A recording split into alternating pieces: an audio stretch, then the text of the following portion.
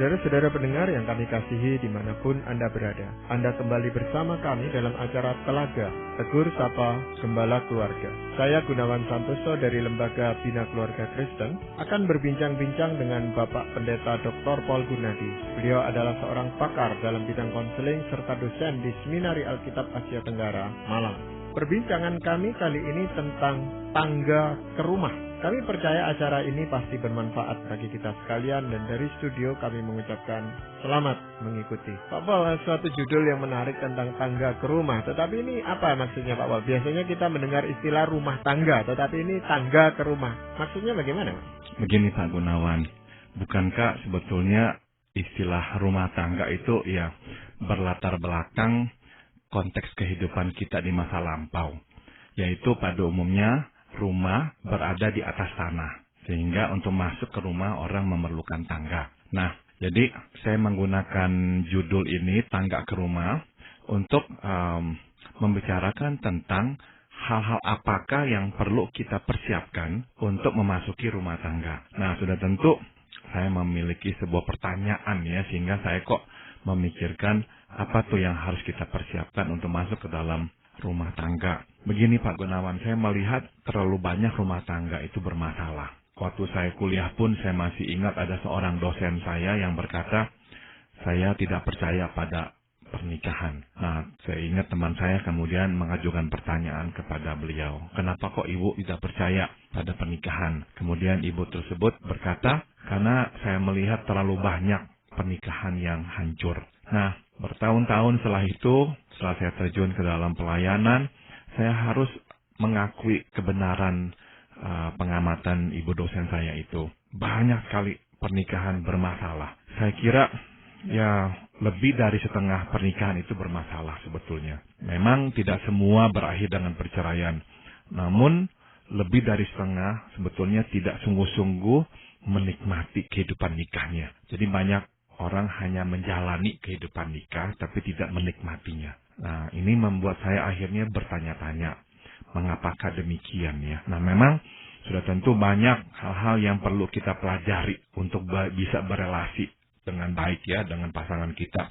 Kita harus menyesuaikan diri dengan pasangan kita. Namun, saya kira pada dasarnya ini semua terpulang pada pribadi yang bersangkutan, Pak Gunawan. Maksud saya, kalau pribadi yang bersangkutan itu memang dewasa ya, siap nikah, matang kepribadiannya, sudah tentu ini akan memudahkan proses penyesuaian. Kalau pribadinya memang tidak matang, bermasalah, sudah tentu ini akan menghambat proses penyesuaian. Nah, jadi melalui kesempatan ini saya ingin mengajak kita semua memfokuskan pada pribadi kita. Bagaimanakah caranya kita bisa mematangkan diri sehingga waktu kita menikah, kita lebih siap ya untuk mengalami penyesuaian dan perubahan. Ya, memang sebelum kita bahas lebih lanjut Pak Paul ya, kelihatan ada keluarga-keluarga yang dari luar itu tidak ada masalah apa-apa gitu Pak Paul. Tetapi dengan tidak ada masalah apa-apa, itu justru di dalamnya penuh dengan masalah sebenarnya Pak Paul. Itu pengamatan yang tepat Pak Gunawan. Jadi banyak rumah tangga yang sebetulnya menyimpan masalah. Iya, karena ya malu untuk menceritakannya, akhirnya menutupi masalah tersebut. Pada intinya ya sebagaimana tadi saya katakan, barometer yang kita mau gunakan adalah apakah seseorang itu menikmati kehidupan nikahnya. Nah, kalau kita tanyakan itu kepada para responden yang telah menikah, saya kok khawatir mungkin lebih dari setengah itu tuh akan berkata mereka tidak menikmati kehidupan nikahnya. Ya mereka hanya menjalani. Ada yang menjalaninya atas dasar anak, ya atas dasar ya sudah menikah ya tanggung, mau apa lagi, atas dasar reputasi, nanti orang ngomong apa dan sebagainya. Mereka nggak lagi menikmati kehidupan nikahnya. Ya memang ini sesuatu hal yang penting Pak Paul ya, menikmati pernikahan gitu. Orang makan dan makan aja. Ada orang yang sekedar makan, tetapi ada orang yang memang menikmati apa yang dia makan gitu, sehingga dia bisa bersyukur dan sebagainya. Tetapi dia betul-betul memang menikmati sungguh. Gitu. Pernikahan saya rasa juga begitu, Pak ya. Dan kalau kita ini menikmati kehidupan nikah kita, Pak Gunawan, itu tuh juga akan berdampak luas. Misalnya berdampak pada penyelesaian konflik. Kita akan ada konflik karena kita harus menyesuaikan diri dengan perbedaan ya. Nah, kalau kita menikmati ya kehidupan nikah kita, itu menjadi modal yang besar sekali untuk meredakan konflik. Sebaliknya, kalau kita tidak menikmati kehidupan nikah kita, konflik itu makin mudah muncul. Sebab hal-hal kecil pun menjadi besar. Jadi kita akan seolah-olah siap bertempur. Nah, itu akan memberi pengaruh pada konflik. Juga, kalau kita menikmati kehidupan nikah kita, akhirnya kita pun terpengaruh. Kita pun menjadi makin tenang, makin senang, hidup makin efektif. Jadi sekali lagi ini seperti sebuah lingkaran yang saling mengisi begitu. Maka masalah-masalah ini benar-benar memaksa saya untuk berpikir keras, Pak Gunawan. Kenapa kok begitu banyak yang retak ya? Kenapa kok? Akhirnya yang saya harus simpulkan karena modalnya, pribadinya yang memasuki pernikahan itu. Saya berikan contoh. Bukankah kita ya, kalau bekerja di sebuah tempat dan kebetulan rekan kerja kita itu matang ya kepribadiannya. Bukankah kita juga menikmati kerja dengan dia? Masalah mungkin timbul, tapi karena dia orang yang matang, mudah untuk kita menyelesaikan masalah itu. Pengertian akan lebih mudah dibangun. Jadi sekali lagi ini semua terpulang pada pribadinya. Nah, inilah yang kita ingin fokuskan nih Pak Gunawan. Nah, ini kalau berbicara tentang pribadi Pak Pol ya, masalah-masalah apa yang seringkali timbul di dalam pribadi itu sehingga orang tidak bisa menikmati hidup pernikahannya? Kita akan bagi ya pembahasan kita ini dalam 3 bagian besar. Nah, nanti dalam siaran berikutnya kita akan bahas lagi yang bagian kedua ya. Nah, yang bagian pertama yang akan kita bahas adalah gaya hidup bermasalah, Pak Gunawan. Jadi ada orang-orang yang membawa gaya hidup bermasalah masuk ke dalam pernikahan. Nah, gaya hidup bermasalah ini nih dapat dipastikan membuahkan masalah nantinya di dalam pernikahannya. Jadi itu masalah macam apa Pak Pol yang dibawa oleh seseorang di dalam hidup pernikahannya? Saya akan bagi dalam 3 jenis, tapi saya akan menggunakan istilah pertanian semuanya. Yang pertama adalah yang saya sebut gaya hidup yang tidak mau menanam dan tidak mau menuai. Maksudnya gaya hidup yang tidak bertanggung jawab. Ya, orang yang tidak bertanggung jawab, tidak mau menanam, tidak mau menuai, ya, tapi mau tersedia. Kan menuai juga perlu kerja. Nah, nggak mau. Pokoknya maunya semua tersedia. Gaya hidup tak bertanggung jawab biasanya mengharuskan pasangan menjadi penanggung jawab hidupnya. Pasangan misalnya ya, berkewajiban menyenangkan hatinya, tidak boleh mengecewakannya, seyogianya memahami keinginannya tanpa dia harus menyuarakannya. Atau pasangan dituntut untuk senantiasa bisa memperhatikan gejolak di dalam dirinya dan berusaha menenangkannya. Jadi, nah, si pasanganlah yang harus bekerja, harus menanam, harus menuai, dan yang orang ini ya hanya tinggal makannya aja begitu. Ada orang memasuki pernikahan dengan kepribadian ini, Pak Gunawan. Tidak mau menanam, tidak mau menuai. Mau semuanya tersedia. Nggak bisa enggak, pasangannya akan keletihan, akan frustrasi. Dia akan merasa, sayalah yang harus bekerja di dalam pernikahan ini. Dia nggak mau ngapa-ngapain. Semuanya mau beres aja. Nah, sudah tentu pada akhirnya timbul kemarahan ya dari pihak pasangannya. Makin hari makin marah, dan suatu ketika si pasangan akan angkat tangan dan berkata, kamu urus semuanya, saya nggak mau lagi. Kamu mau apa juga terserah, mau minta apa juga terserah, nggak mau lagi. Nah, orang yang terbiasa nggak mau menanam, nggak mau menuai, akan marah dan berkata, lihat tuh kamu kok ngambek, nggak mau ngapa-ngapain, nggak mau kerjasama. Kan seharusnya suami istri saling kerjasama dan sebagainya. Tapi pasangannya akan berkata, siapa yang kerjasama? Saya doang yang kerja. Kamu nggak pernah ngapa-ngapain. Ya, itu biasanya mengapa ya Pak Pol ya seseorang bisa menjadi seperti itu? Itu kan sangat egois gitu, pengertian saya. Ada orang yang memang terlalu ya dipuaskan, dipenuhi pada masa pertumbuhannya. Sehingga belum apa-apa, orang sudah tahu apa yang dia inginkan. Misalnya orang tuanya karena terlalu memperhatikan dia.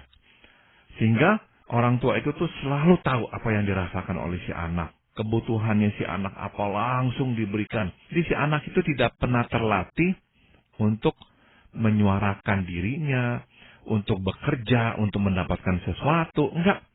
Semua tersedia dengan mudah. Atau kebalikannya begini Pak Gunawan. Ada orang yang latar belakangnya itu sangat sepi. Tidak ada interaksi dengan orang lain. Orang tua di rumah juga nggak begitu dekat atau tidak mempedulikannya. Jadi dapat dikatakan dia hidup sendirian. Nah, karena dia hidup sendirian, dia tidak terbiasa itu berbuat untuk orang lain. Jadi hidupnya ya berputar-putar pada dirinya sendiri. Memikirkan hidupnya sendiri, mengupayakan hidupnya sendiri. Semua sendiri. Nah, orang seperti ini waktu memasuki pernikahan, dia akan sendirian pula. Meskipun dia menikah, ada istrinya atau ada suaminya, tapi dia tidak berbuat untuk pasangannya. Nah, kalau diminta, dia juga mungkin nomor satu tidak ngerti harus berbuat apa. Nomor dua, dia pun merasa tertekan diminta-minta, begitu. Nah, akhirnya ya muncullah konflik demi konflik. Iya. Itu apakah orang-orang yang asosial itu, Pak Bang? Betul. Jadi ada orang-orang yang memang dibesarkan dalam rumah, terisolasi dari lingkungan, hidup sendirian saja. Akhirnya nggak mengembangkan keterampilan sosial, nggak mengembangkan naluri sosial pula. Jadi hidup benar-benar ya sendirian begitu. Ya memang ada salah seorang teman saya itu yang punya prinsip hidup seperti itu. Saya nggak mau merepotkan orang lain, tapi saya juga nggak mau direpotkan gitu.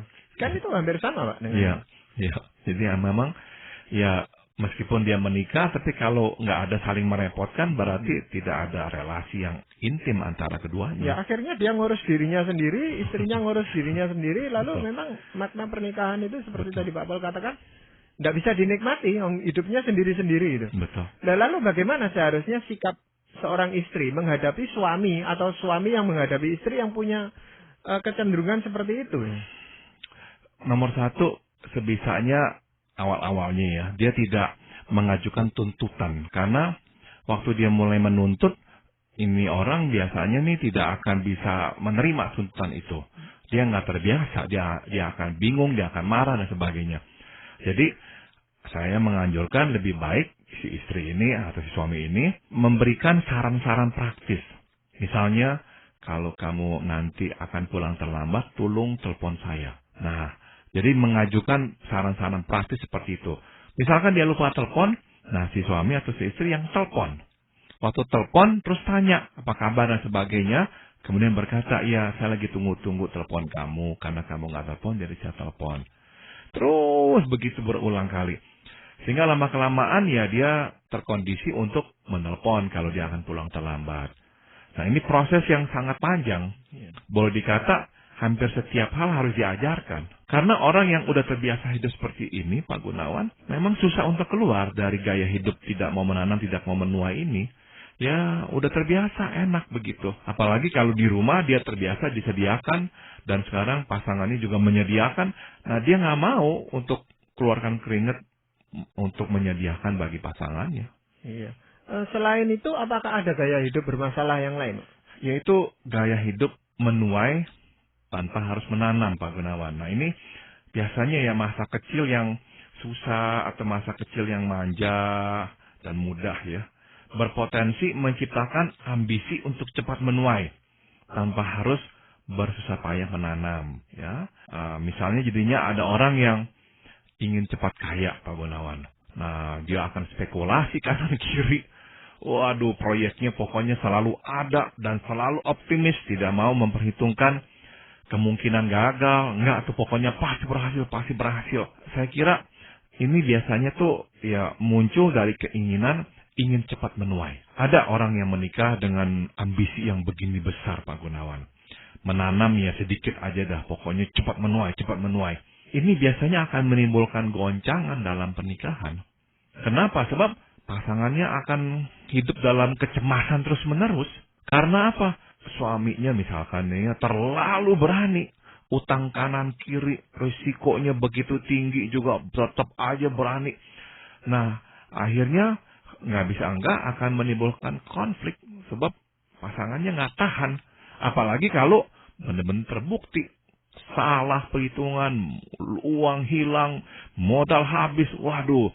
Tapi orang yang ingin cepat menuai biasanya nggak kapok, Pak Gunawan. dia akan coba lagi, dengar ini, dengar itu. Wah, pokoknya selalu hidup diandaikan. Andaikan dia bisa menuai, begitu.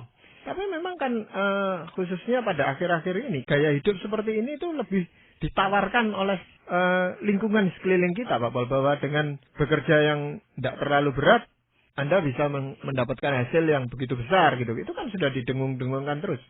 Betul, ya memang ini saya kira ada pengaruh juga ya Pak Gunawannya, lingkungan, begitu banyak ceramah-ceramah yang mengajarkan orang untuk nggak lagi bekerja untuk mencari uang, biarkan uang itu yang bekerja untuk kita, begitu.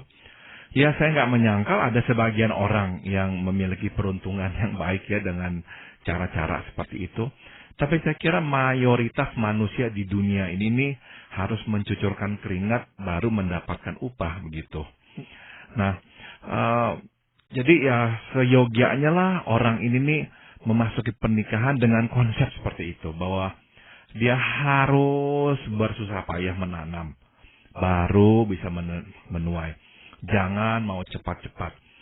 Selain dari pengaruh lingkungan Pak Gunawan, saya juga lihat kadang-kadang ada pengaruh keluarga. Misalkan ada orang dibesarkan oleh orang tua yang berada dan sukses. Waduh, dia juga rasanya itu harus sesukses orang tuanya. Atau dia membandingkan diri dengan saudaranya, dengan kakaknya lah, dengan sepupunya lah. Kok bisa cepat maju? Nah, dia juga harus bisa cepat maju. Nah, akhirnya cepat-cepat loh.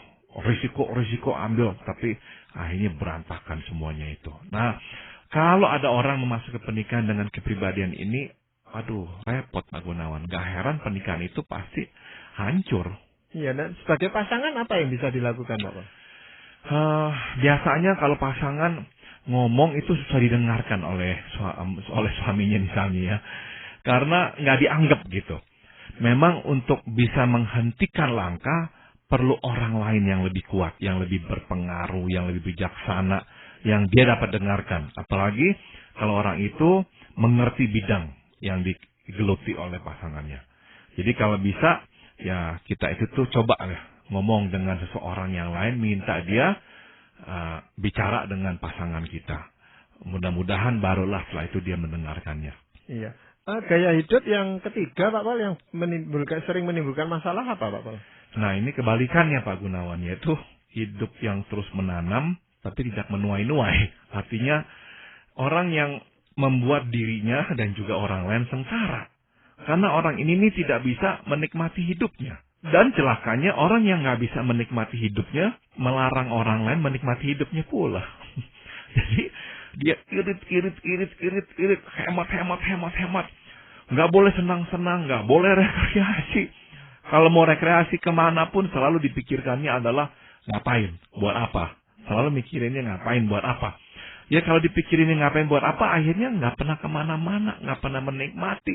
Makan di restoran pun juga sangat susah, bisa dihitung dalam setahun. Pokoknya hidup itu harus susah payah, nggak boleh senang-senang. Anak juga diwajibkan untuk susah, nggak boleh senang-senang. Kenapa? Sebab kalau anak terlalu senang, nantinya jadi apa? Nah, jadi harus susah. Contohnya siapa? Saya misalnya. Saya dulu hidup susah, makanya sekarang saya bisa begini. Nah, orang yang seperti ini, nggak bisa enggak, gaya hidup yang seperti ini akan menyengsarakan semua orang di rumahnya. Nggak ada lagi yang bisa akhirnya tertawa, hidupnya ringan, menikmati hidupnya, nggak bisa. Pokoknya ya harus selalu susah. Nah, dia mungkin senang, tapi semua di rumahnya sengsara. Ya, itu memang biasanya karena latar belakangnya dulu hidupnya susah atau melihat orang tuanya susah atau bagaimana, Pak? Saya kira demikian Pak Gunawan. Jadi dia memiliki ketakutan yang besar. Meskipun dia sendiri sebetulnya tahu secara rasional dia memiliki ya harta yang cukup dan sebagainya. Tapi dia selalu hidup dibayang-bayangi ketakutan bahwa dia akan jatuh miskin. Atau dia takut kalau dia menikmati hidup, dia lengah. Dan kalau dia lengah, habis dah semuanya gitu. Jadi benar-benar dia hidup dibayang-bayangi oleh ketakutan bahwa dia akan jatuh lagi. Dan dia nggak mau itu terulang. Atau, jadi dengan kata lain, dia selalu tuh melihat sebetulnya dirinya miskin. Meskipun dia sudah kaya. Jadi, karena dia merasa dirinya miskin, orang hidupnya harus sesuai dengan standar kemiskinan itu. Nah, ini susah. Pasangannya, anak-anaknya itu akan merana sekali hidup dengan dia. Iya, alasan yang sering kali dikemukakan adalah, ya kita pada zaman seperti ini harus hidup hemat gitu loh Pak Bos. Tapi ini sudah sudah meningkat ke kikir nih, bukan hemat lagi. Betul, jadi dia benar-benar tuh anti senang. Nggak boleh tuh melihat senang gitu.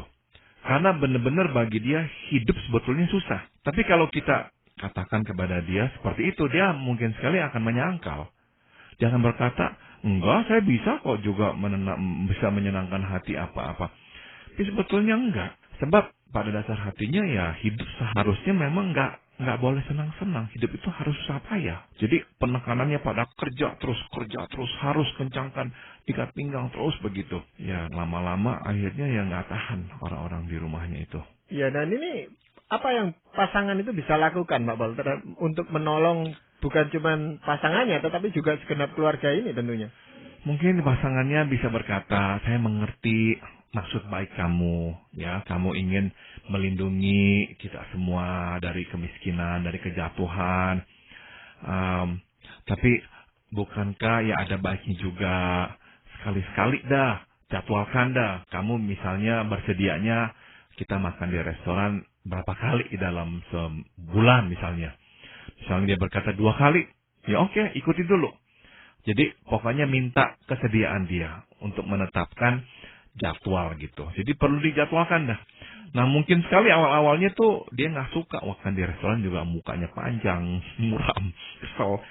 Tapi ya ikuti terus lama-kelamaan tambah lagi dengan aktivitas yang lain. Jadi benar-benar harus sedikit demi sedikit.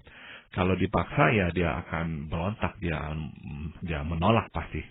Selain dibuatkan jadwal Pak Bol, apakah anggaran itu bisa menolong Pak Bol? Jadi sejak awal kita sudah bicara gitu, suami istri bicara, ini yang kita anggarkan untuk ini berapa, ini untuk ini berapa, untuk ini berapa gitu. Nah, selama itu masih di luar masih di dalam anggaran kan dia mungkin merasa aman gitu Pak Bol.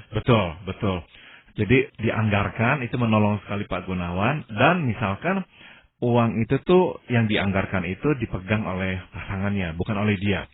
Sebab orang seperti dia memang begitu pegang itu uang, nggak bisa lagi keluar dah. Jadi mendingan dia nggak ngeliat.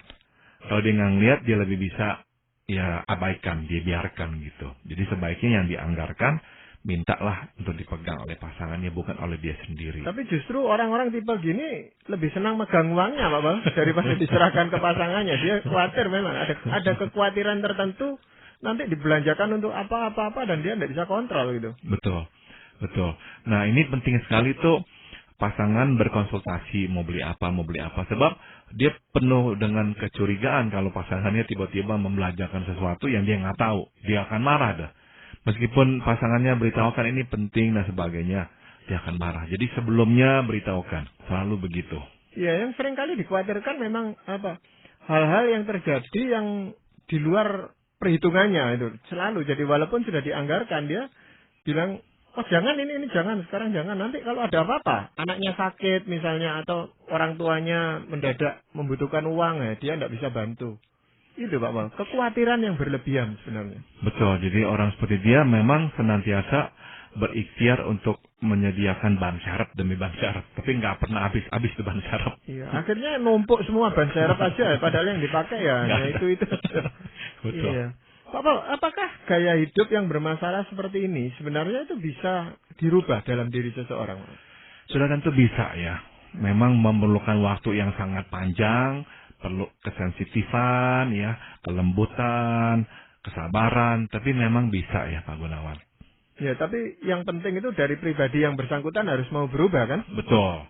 Kalau dia tetap beranggapan dia benar dan nggak perlu berubah, itu susah itu. Jadi pasangannya harus berkata, yuk kita kerjasama. Saya nggak bisa terus-menerus hidup seperti ini. Ya, kamu tolong dong ya, mengalah sedikit di sini. Tapi ngomongnya juga dengan lembut begitu.